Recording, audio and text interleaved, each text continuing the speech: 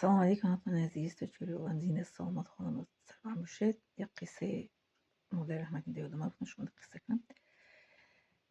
بیبی کلان مادر بیبیشون چیز یک فرزند کردگی بودن. خشن دخترچه داشتن. یکی بعد شوهرشون همسر دادن و همسر یه شوهرشون میگه بخشونشون دو بچه کردگی دستن. یه بچهش از دنیا میزه، یه بچهش مونده زنده میمونه و بچه رو خیلی زن میدن که دار میشه. و بابا کلان از دنیا میگذرن. یکی بیبی کلان 95 سال مردگی بعد میگذره. با بیبی کلام کلانشون وای نمیکرده بستیان تمام نمیوده بستیان. من کمپیر یکم روزا میگفته روزا دور دست بسیار وقتا روزا دور دست پرهیزگار کمپیر بودین. چقدر دیندار بودیم ده. بیبی کلانی مادر من اترهی مادریشون میگیم ده.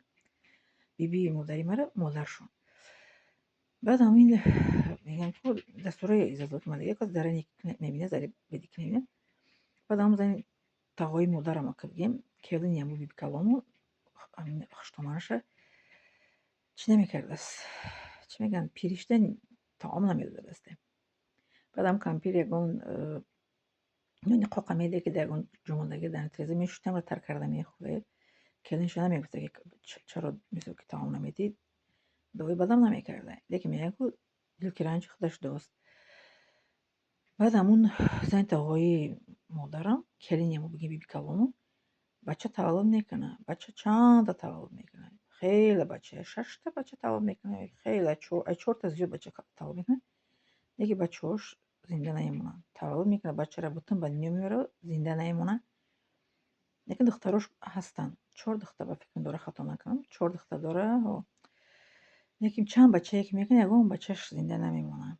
بیبی کلام میگه خداوند بچه دارد کنه میگه بچه‌ها مثل که خیلی تر مثل که کلنات یک کنن با خبر شه یکی دوی نیک میکنه آخه بچه دار کنه میگه کلن دار شه بیبی کلامو که یکیم الله تعالی بچه میتیشه بچه‌هاش یکیم زنده نمیمونه میتی الله تعالی میگیره. برای همین ببین ارزو کرد و یعنی ارزو نکرد که بچه دار شه ارزو کرد لیکن کمپیره که میزو که دلش که رنجون الله تعالی از یک جوره چقدر بنصیب کرد. بله برای میگن که دل رنجون کسی خرسند کردن مشکل است. کاسه بیشکسته را پیوند کردن مشکل است. نزد بیدندان گریبان دعوا کردن مشکل است. یکی بیبی کلام دامادر رحمت میفرستم دعای بعدی هیچ وقت نکردم در کلینم فقط دعای میکنم که خداوند بچه دارش کنه کلن دار شه با کلنش میخوان نوق قرنگی میمونه بمونه برنگی من خودش بگیرن اون نوق رو ترک نده و بخوره. هم خیلی دعا میکرده لیکن دعای بعد نمیکرده هیچ وقت کلنش که میسه که بچه دار نشه. خاص خداوند میگه خداوند بنده رو خیلی امتحان میکنه. بله و فقط میگفته که خودش هم که کلین همو بیبی کلان مگزن تا آقای مادرم فکر که کمپیر دل چرا انجامم برای بچه ما زینه نمیمونه. که به مادر رحمتی میگه که نه کمپیر دوی باید کدایی نبود. کمپیر فقط میگه که بچه دور شد کلن دور شد رنگ منانی قب دادن تری زمان ترک کنه بخره رنگی من راحت کنه و روزا بگیره و کش نگیره ایست نکنه. آن میمونه. بعد که هر کس که چیکاری باید کده ما دوی نگ میکنیم الله تعالی انسان رو چیزی کار کدگیش میگیره چیشه. چی میگن امتحان میکنه الله تعالی بندشه یا که در کاری بدی کدگیش میسه که هم خیلی جزا میگیره. بله برای همین باید که ما به قدر پیران سال رسیم شتامانی پیر داریم به قدش باید رسیم. بیبی کلان داریم به قدش باید رسیم. مادری پیر داریم به قدش رسیم. پدری پیر داریم به قدش رسیم. خسری پیر داریم به قدش رسیم. بابو کلان پیر داریم به قدش رسیم که تو اینکه دعاشو نگیریم. در روایت قرآن آمده است که خداوند راضی است از اون فرزندی که از اون فرزند پدر مادر راضی باشد.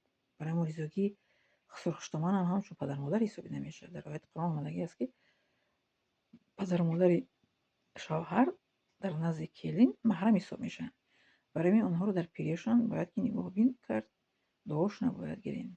ریزوگیشو نگیرین. ریزوگی پدر مادر خسرخشتمان که گرفتین الله تعالی شما ریزوست و خوشبخت‌ترین انسان در جهان میشه انشاءالله. کلین های محترم به قدر خسرخشتمانتون برسین. دعاشون بگیرین و فرزندای محترم به قدر پدر مادرتون برسین. دعای پدر مادرتون گیرین انشاءالله.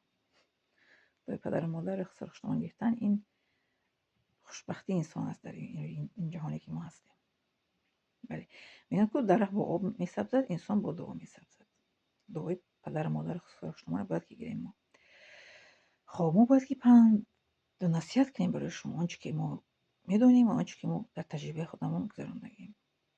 من اینو بابا شما میگی من پدر و مادرم دورش گرفتگیم خسر خوشتوما من میتو دورش گرفتگیم برای این من خوشبخت‌ترین انسان هستم در جهان.